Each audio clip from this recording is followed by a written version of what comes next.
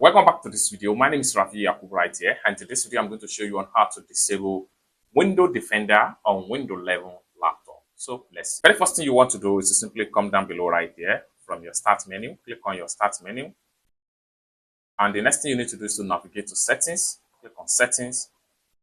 It's going to take you right here. Next thing you need to do is to simply go to update and security.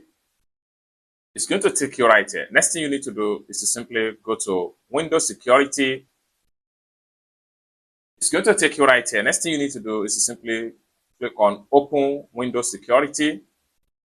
Next thing you want to do is to simply navigate to Virus and Threat Protection. Simply click on that.